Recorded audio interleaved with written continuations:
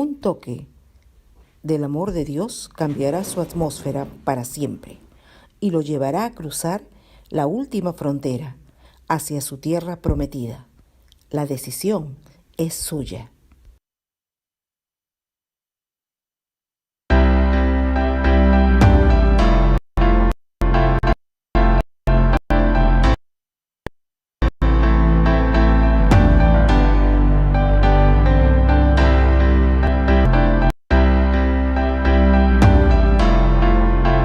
Hola,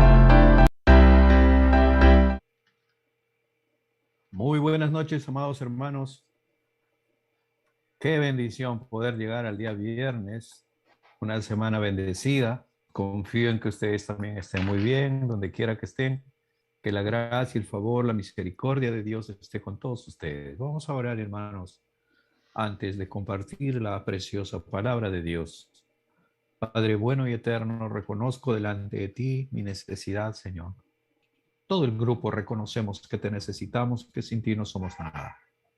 Padre, eres el todo para nosotros.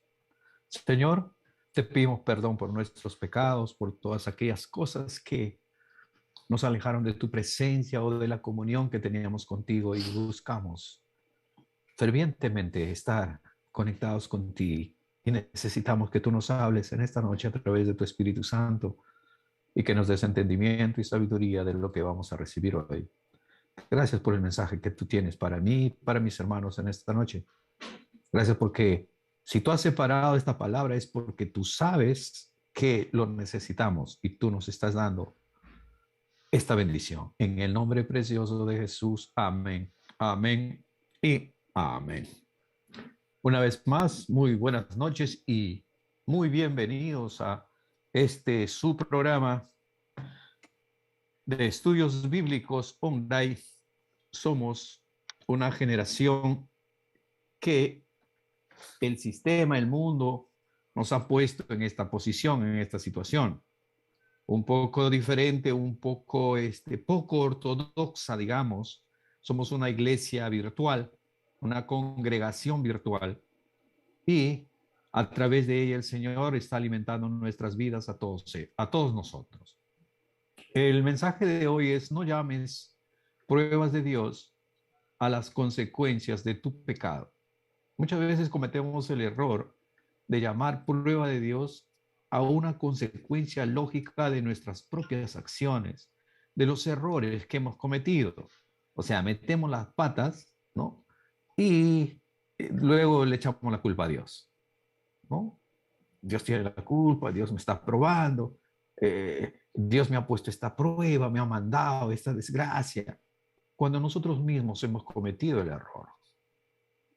Entonces, vivir engañados de esa manera es, digamos que, no vivirla, no asumirla, la responsabilidad que tenemos. Las pruebas de Dios no son para que Él sepa cómo somos nosotros. Las pruebas que vienen de parte de Dios son para demostrarnos a nosotros mismos el nivel que tenemos, la calidad que tenemos. ¿Me entiende? Nuestra capacidad de integridad. Porque, ¿sabe? Déjeme decirle que Dios es el mismo antes de la prueba, durante la prueba y después de la prueba. El Señor sigue siendo el mismo. Él nos conoce. Él es el alfarero, nosotros somos el barro. Él sabe de qué madera estamos hechos.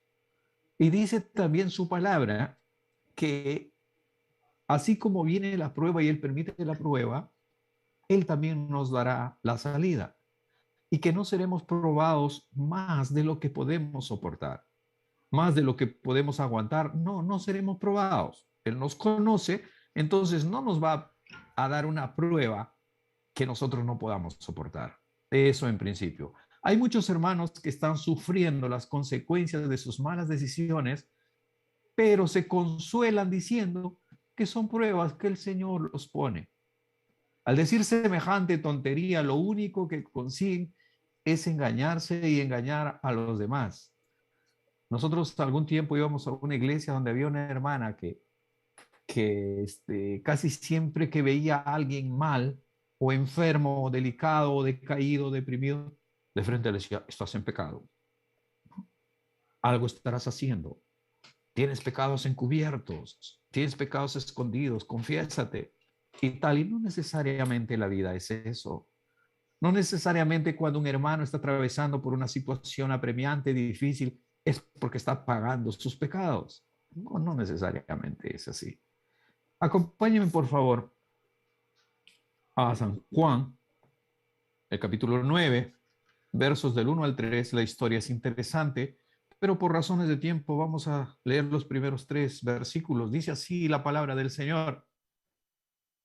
Juan 9, versos del 1 al 3. Al pasar Jesús vio a un hombre ciego de nacimiento y le preguntaron sus discípulos diciendo, Rabí, ¿quién pecó? ¿Este o sus padres para que haya nacido ciego? Respondiendo Jesús, no es que pecó este ni sus padres, sino para que las obras de Dios se manifiesten en él. Interesante, ¿verdad? Entonces aquí podemos darnos cuenta del relato continúa, ¿no? El Señor escupe al piso, hace barro con su saliva en el piso y le echa en los ojos de este ciego de nacimiento, lo manda al estanque de Siloé y le dijo, vete allá y lávate, ¿no? Y cuando fue allí al estanque, se lavó, entonces él ya pudo ver. Entonces los fariseos vinieron tratando de acusar al Señor porque lo había hecho en un día de reposo. Entonces vinieron a juzgarle, a preguntarle, ¿quién te curó? ¿Cómo fue? ¿Qué pasó? ¿Qué hizo? ¿No? Entonces le preguntaron a sus padres, sus padres, sabiendo de dónde venía el problema de los fariseos, le dijo, bueno, él ya tiene edad suficiente, pregúntenlo a él, porque estaban queriendo acusar al Señor Jesús, a perseguirlo por haber hecho una sanidad en el día de reposo. Entonces él le dijo, el Señor Jesús fue el que escupió en el piso y me echó y me mandó a lavar en el estanque y cuando me lavé pude ver y esto dice. Pero le dijeron los fariseos tratando de acusar al Señor Jesús, pero eso es pecado, es un pecador, ¿no? Porque nadie puede hacer esas cosas. Y él dijo, si es pecador, yo no lo sé. Está en el relato del mismo capítulo 9 de Juan. Si es pecador, no lo sé. Lo único que sé es que él me sanó. Amén. Avanzamos entonces, mis hermanos, demostrando que no necesariamente porque estás atravesando una situación apremiante a un hermano o una hermana, es que tienes pecado, es que estás en adulterio, en fornicación, en idolatría, en paganismo, qué sé yo. No siempre es así. Ahora acompáñeme por favor a Job, el libro de Job. La historia de Job que ustedes ya lo conocen y nosotros lo hemos visto en anteriores oportunidades también, y seguro que por cultura general saben la historia de Job. Entonces, vamos a Job 1, capítulo 1, verso 8, dice así la palabra del Señor. En el verso 8 dice, y Jehová dijo a Satanás, ¿no has considerado a mi siervo Job, que no hay otro como él en la tierra, varón perfecto y recto, temeroso de Dios y apartado del mal? Ese era Job, ¿no? Mire el concepto que Dios tenía de este varón. Dice, y Jehová dijo a Satanás, o sea, viene, dice el verso anterior, dice que vinieron a presentarse delante de Jehová los hijos de Dios, entre los cuales vino también Satanás, dice el verso 6. El 7 dice, y dijo Jehová a Satanás, ¿de dónde vienes?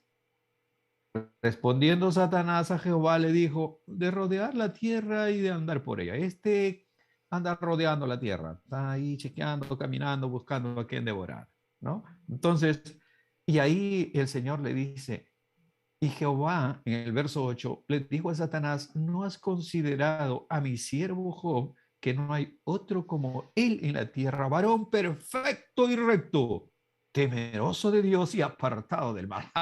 Que Dios diga de ti o de alguien eso es maravilloso, es tremendo, ¿no? Un hombre apartado del mal, temeroso de Dios. Entonces respondiendo Satanás a Jehová, le dijo, bueno, claro, ¿acaso Job teme a Dios de balde? Lo has llenado de riquezas, de bienes, ¿no? Entonces, y la historia continúa y el Señor conociendo la integridad de este hombre, le dio permiso a Satanás para tocar sus bienes, para atacarlo. ¿Correcto? Ustedes ya conocen la historia, no vamos a detenernos mucho ahí en explicar eso.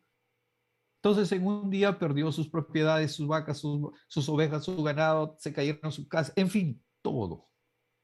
Vinieron y le avisaron todo lo que había sucedido. Entonces él, como una muestra de su integridad a Dios y que Dios conocía esa integridad, él dijo, no, desnudo salí del vientre de mi madre y desnudo también volveré. Así que Jehová dio, Jehová quitó, sea el nombre de Jehová alabado. Aun cuando era un hombre íntegro, varón temeroso de Dios, sin embargo, habían algunas cosas que él no conocía. Por ejemplo, él no sabía el trato que se había hecho en el cielo. Él dijo, Jehová dio, claro, Jehová lo había bendecido, pero dijo también, Jehová quitó. Y bueno, no fue que Jehová le quitó, sino que el diablo lo arrebató. Pero todo esto ya venía parte de un proceso, parte de una prueba que Dios estaba estableciendo, ¿no? Para darle chance a Satanás a hacer que se llene más de orgullo, de soberbia, ¿no? ¿No? Pero el Señor ya sabía cuál iba a ser el final. Entonces le quitó todo y Job declara igual, dice, Él me dio todo, Él me quitó, sé el nombre de Jehová alabado, punto, se acabó.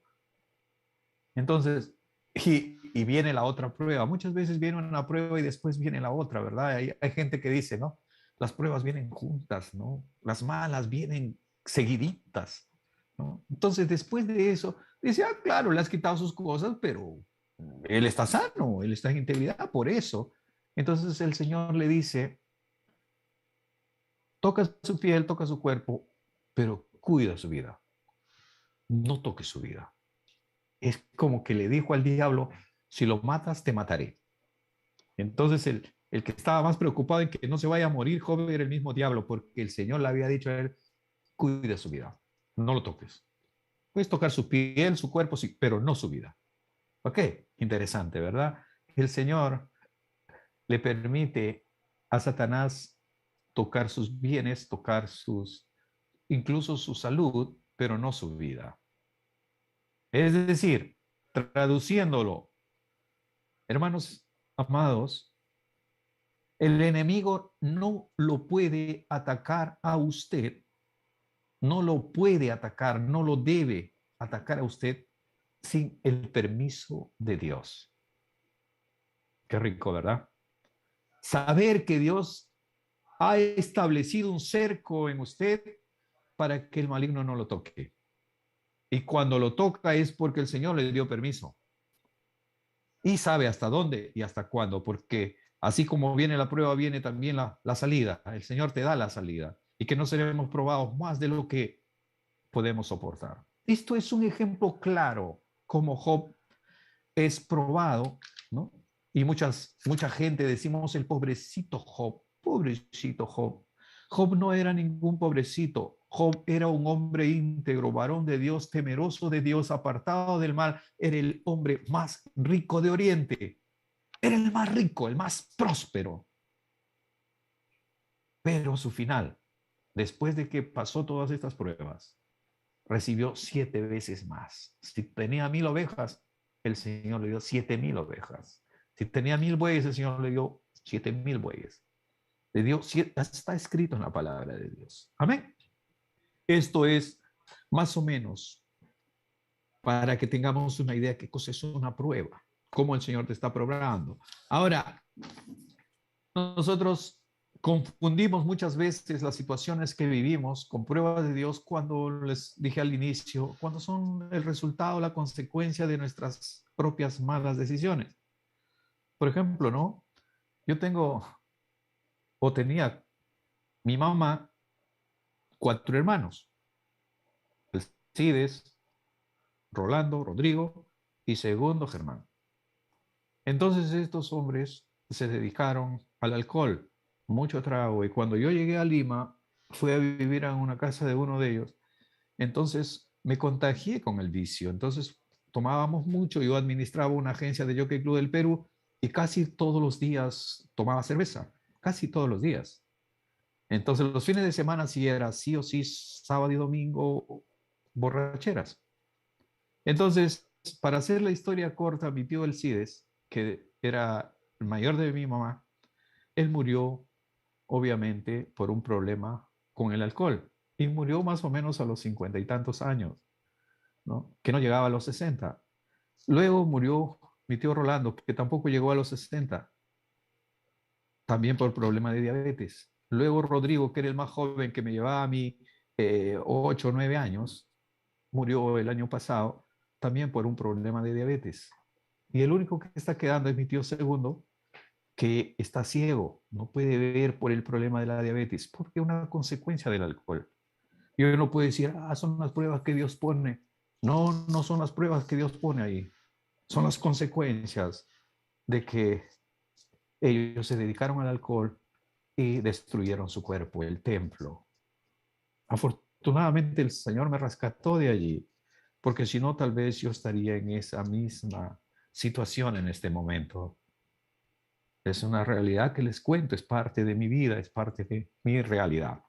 Entonces, mis hermanos, no confundamos pues una prueba de Dios con las consecuencias de nuestros actos. Ahora, podemos ver en Job, Job, ¿qué dice Dios? ¿Cuál es el concepto que tiene Dios de Job? Que era un varón íntegro, apartado del mal, que no había hombre como él, era un hombre perfecto. Qué tremendo. Entonces, ¿por qué tenía que sufrir todas esas cosas? ¿Por qué la gente podría decir, es que Job pecó, es que Job era así, por acá? No, el concepto que tiene Dios está claro en Job 1.8. Estamos claros ahí, ¿verdad?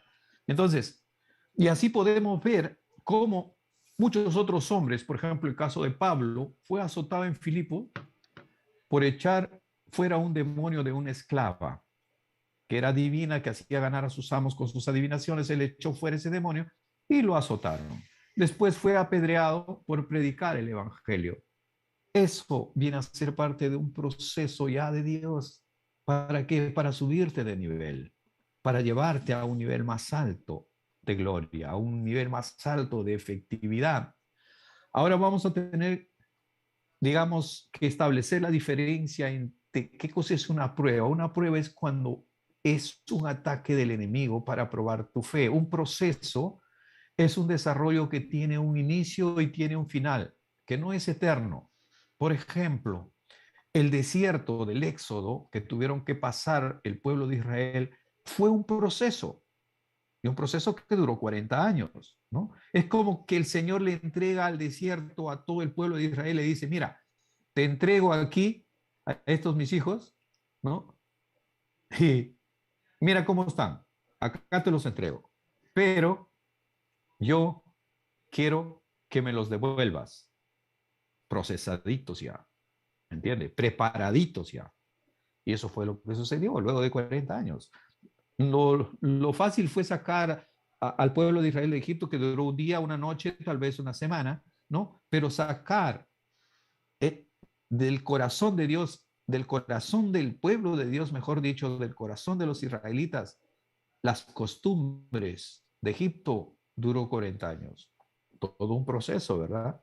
Sacarse, es que venían de 400 años de esclavitud, es que venían ellos aplastados por una cultura negativa y pagana, y el Señor quería transformarlos. Entonces, un viaje que debería durar un mes, tal vez 2 meses, con ancianos y con niños y todo, 2 meses, ya, ponle 3 meses, ya, duró 40 años. ¿Por qué?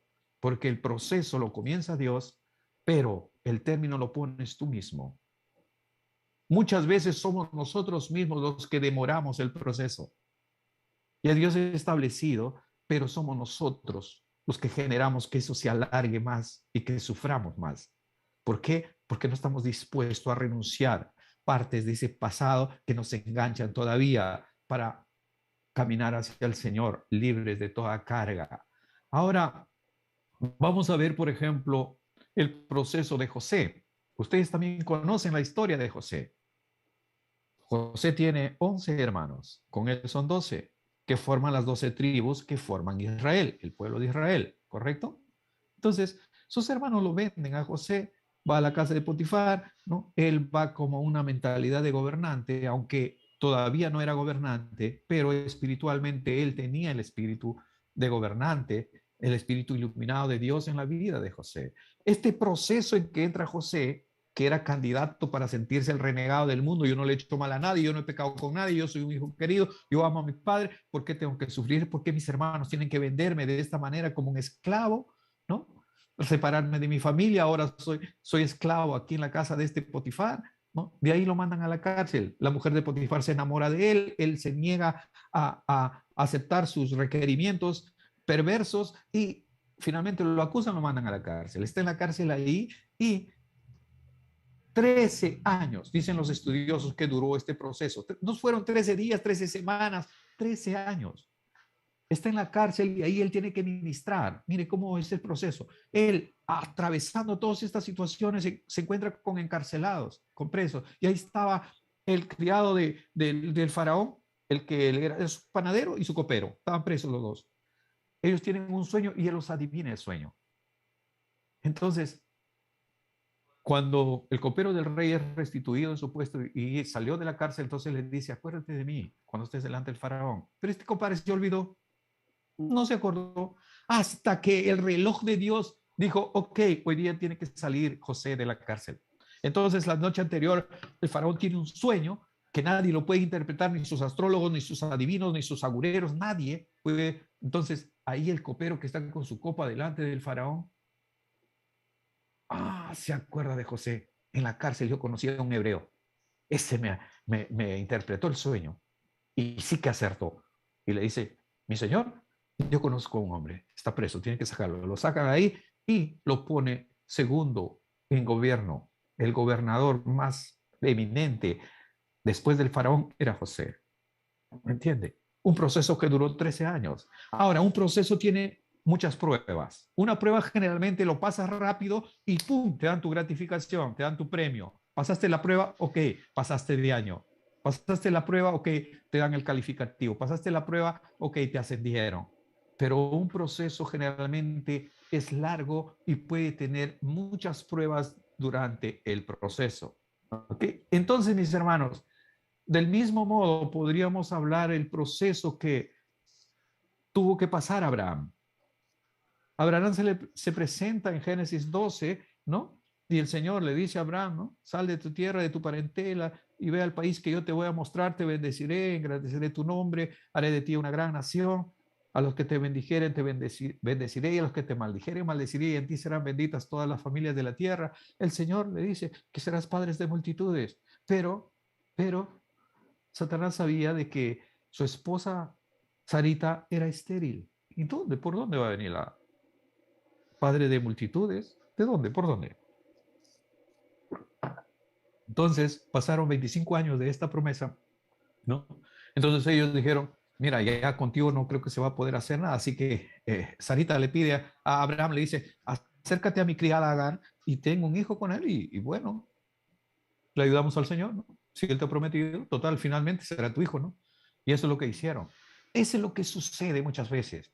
Dios tiene una promesa para ti, pero como tú te aceleras, como tú no aguantas el proceso, como tú ya te desesperas y eres un creyente así de microondas que lo quieres, clac, así, chazán, entonces no esperas el proceso. Entonces, todo lo que tú te adelantes a hacer va a luchar contra tu promesa. Digamos a una señorita, el Señor tiene para esa señorita un novio, un esposo, pero ella se acelera, se desespera, entra en calores y finalmente termina en la cama con otro joven que no era su esposo, se embaraza de esa persona, ¿no? Y después que ella tiene un hijo, recién se conoce con el que era su verdadero esposo. Entonces, ese hijo anterior siempre va a luchar con el hijo de la promesa, ¿me entienden? ¿No? Las consecuencias de tu pecado. Y ella podrá decir, es que el Señor me está probando, es que todas estas pruebas que tengo que pasar fue por las decisiones alocadas que tuvo. Del mismo modo, cuando los hombres también cometemos errores muchas veces y tenemos que pagar esas consecuencias por acelerar, por no esperar en el Señor. Los tiempos de Dios son perfectos, los tiempos de Dios son lo mejor. Y cuando usted es paciente y espera la voluntad de Dios, ese será el tiempo glorioso. No cuando usted trata de ayudarlo a Dios. en su negocio. Mejor no pagamos este impuesto, mejor nos camuflamos por aquí, mejor no le pagamos, se equivocaron en el vuelto. Sucedió ayer por ahí con una persona conocida, comprando un queso, le dieron vuelto de más y se fue con el vuelto, ¿no? Pero va a volver esa persona y a ese señor del queso le va a dar, le va a devolver su dinero, porque reconoció que fue un error involuntario. Muchas veces cometemos errores. Amados hermanos y hermanas, vemos aquí en Abraham cómo el Señor, como prueba de este proceso, le dice, ya tiene a su hijo Isaac, el hijo de la promesa, su único hijo de la promesa. Y el Señor le dice, sacrifícame a tu hijo. Pero entiendan por favor ustedes, yo solo tengo un hijo, mi hijo Caleb. Imagínense si el Señor me habría dicho o me diría a mí, sacrifícame a tu hijo. Qué terrible. No, el Señor no puede pedirme eso a mí porque Él conoce mi nivel de fe. Pero lo pudo pedir a Abraham porque sabía y conocía de su calidad de fe, de su tamaño de fe. Lo mismo que para Job. Él conocía, sabía el concepto real que tenía de Job. Por eso es que permitió todo eso. Porque si no, no hubiera soportado. Entonces él dijo, sacrifícame a tu hijo. Y él dijo, ok, Señor, tú me lo diste. Y si tú me lo pides, yo te lo doy. ¿Ah? Agarró unos criados, ni siquiera le contó a su esposa y le dijo, vamos, 3 días de camino hasta llegar al monte Moriah. El monte Moriah es el mismo lugar donde fue sacrificado el Señor Jesucristo. 3 días de camino, fueron 3 noches el que el Señor pasó antes de subir a la cruz. En el último tramo le dijo a sus criados, quédense ustedes aquí. Y puso la leña encima de Isaac, encima. Y lo hizo cargar para la leña para el sacrificio, hasta el monte Calvario. Del mismo modo Jesús cargó el madero, todo ese trecho, del mismo modo, en otro tiempo, claro, ¿no? Y fue sacrificado. Dios no permitió que Abraham sacrificara a su hijo, pero Dios sí permitió que su propio hijo sí muriera por usted y por mí, porque la sangre de Isaac no hubiera salvado a nadie, pero la sangre de Jesucristo sí. Vio, probó la fe de Abraham, por eso que se llama el padre de la fe. ¿Me entienden? Entonces, mis hermanos, después pasó hambres, pasó dificultades, pasó problemas. O sea, no fue sencillo. El proceso generalmente lo inicia Dios, es largo, pero tiene muchas pruebas. Pero en todas esas pruebas el Señor da la salida y sabe hasta dónde y hasta cuándo, porque Él conoce tu corazón y sabe hasta dónde tú puedes soportar. Así que permanece fiel, mantente firme, no te desanimes. Tal vez estás esperando algo del Señor y ese algo no llega. No te angusties, que el Señor sabe cuándo. El reloj del cielo dirá, es el día de hoy y ese día será perfecto. Amén. Entonces, amados hermanos, espero que este mensaje haya llegado hasta su corazón. Así como el fuego purifica al oro, las pruebas y los procesos, gracias, Caleb, son los que califican al creyente. Así como el fuego es el que prueba el oro, ¿no? Del mismo modo, las pruebas, los procesos que atravesamos son los que nos califican. Pero no temas, no serás probado más de lo que tú puedes soportar, ¿no? Los ataques son gestados por el adversario. Es el adversario el que te da los ataques. Las enfermedades no vienen de Dios. No vayan a decir como algunos hermanos por error, algunas hermanas por error dicen, está enfermo, sí, el Señor me está probando. Dice, está internada, está grave. Es que Dios me está probando. Es que Dios no está probando su nivel de fe en ellos. No, el ataque viene del enemigo, del adversario. No confundamos, no nos dejemos engañar y no engañemos a otros. La fe no viene por las enfermedades y por los problemas que pasemos. La fe viene por el oír y por el oír y por el oír la palabra de Dios. La fe viene por eso. Entonces los que están más enfermos, los que pasan más tiempos en enfermedades y en problemas, serían unos gigantes de la fe y no lo son. Siempre están quejándose de algo, siempre están sufriendo, ¿verdad? Entonces, la fe viene por una comunión perfecta con el Señor. La fe es el que te conecta directamente, te pone en línea directa con el Señor. No te pone en lista de espera, deja tu mensaje, no. Cuando el Señor Jesús murió en la cruz, el velo del templo se rasgó en dos. Eso significaba que el lugar santísimo y el lugar santo ahora eran una sola cosa, de tal manera que usted puede y tiene acceso directo a la misma presencia del Señor, porque Dios le envió a su Hijo a morir para que ese velo del templo se abra y usted pueda tener acceso directo a la misericordia, al favor de Dios. Y está cubierto siempre por esa gracia y por ese favor a través de nuestro Señor Jesucristo. Amén. Que Dios los bendiga, hermano, que tengan un lindo y maravilloso fin de semana. Tenemos en esta noche 11 damas en nuestro programa y 7 varones nomás. Es más o menos la estadística que se maneja en las iglesias, en las congregaciones, en las comunidades. Casi siempre las damas son más que los varones. Entonces, la próxima semana vamos a comenzar un estudio de Esther, un estudio de Débora, un estudio de las mujeres más prominentes, más relevantes de la Biblia. Va a estar buenazo. Inviten a otras amigas, a las vecinas a escuchar. Va a estar muy bueno lo de la reina Esther. Es maravilloso lo que ella hizo para el pueblo de Israel. Débora, de esta María también, la mamá de Jesús. Hablaremos de María, ¿no? Hablaremos de Ruth, ¿no? Que le dice a su suegra Ruth, ¿no? No me pidas que te deje, que me aleje de ti, ¿no? Donde tú vayas iré yo, donde tú mueras me enterrarán a mí. Tu pueblo será mi pueblo y tu Dios será mi Dios.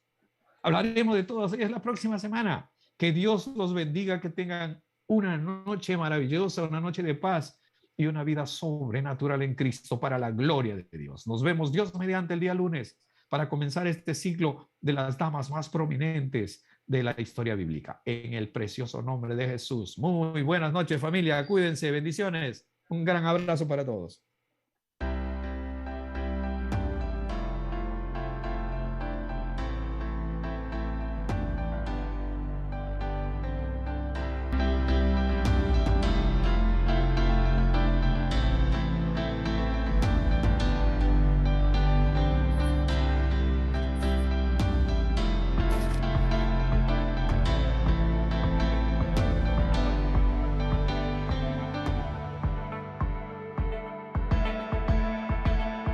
Recording stopped.